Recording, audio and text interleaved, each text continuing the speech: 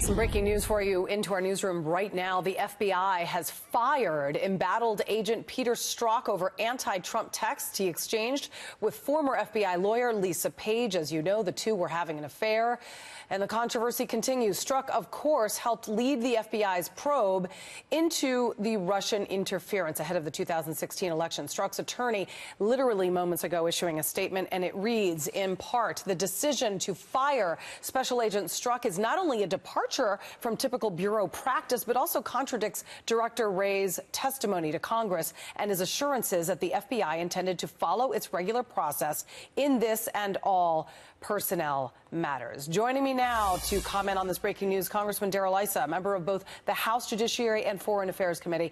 What's your take on his firing? This is pretty big news.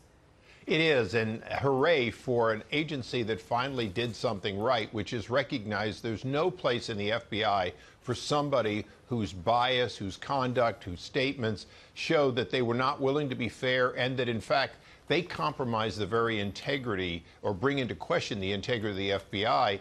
So hooray that they didn't wait any longer. They waited a long time. Yeah, this is a 22-year veteran who displayed clear bias against Trump in those text messages. What took so long? Well, the process of getting rid of anyone in federal government other than political appointees is long and laborious. They're usually covered by one or even two different protections, the Civil Service Act and unions. And the process goes on forever. And you might have noticed that at the IRS, people fired in the sort of Lois Lerner era were typically rehired, over 200 of them. So the process of firing them is long. The bars from rehiring generally aren't affirmative. And this is one of the problems in government. You know, the Congress acted specifically for the Veterans Administration to make it easier to fire people because our veterans were dying for lack of quality care.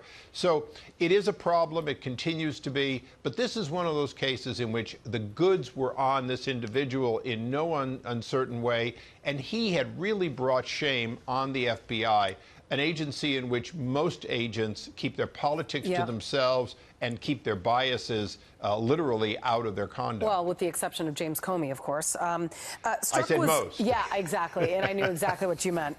He was integral to the Bureau for several reasons, but two major investigations. Obviously, the Russia investigation, which, again, there was bias there. And then also the Hillary Clinton email investigation. You know, Lindsey Graham has obviously come out and he says that there should be a second special counsel to oversee this because of the concern of the few bad eggs that you refer to in the FBI, that they feel maybe there is a bias here. By firing Strzok, does that perhaps qualm the concerns of the Mueller investigation being partisan? No, you really can't do it that way. Michael Horowitz, the Inspector General, did what he could do under the IG Act. But you do need somebody with subpoena authority, somebody that demands documents, many of them outside the Department of Justice and from former employees, to get to the bottom of it. You can't have an agency investigate itself effectively, but particularly when it's the agency that has all the power. You might remember that one of the things that Strzok did was he held on to his ability to personally declassify information, which meant he could leak information by declassifying it, making it public. He held on to a lot of those capabilities that helped him essentially create a legal way to spy on a candidacy of President Trump. Does this further boost, then, Lindsey Graham's claim that he believes that a second special counsel should be appointed? Because let's remember, you need to have prosecutorial power in order to continue to, hold these people accountable, and there needs to be accountability here, and sadly, within the FBI itself. Well, the Attorney General oversees all of these, and he has not recused himself from corruption and misconduct within his agency, Department of Justice.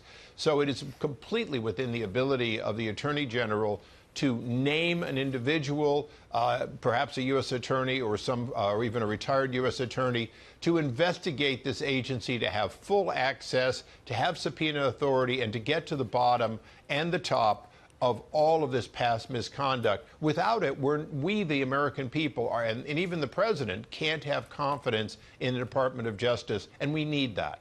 All right, Congressman Darrell Issa, thank you very much.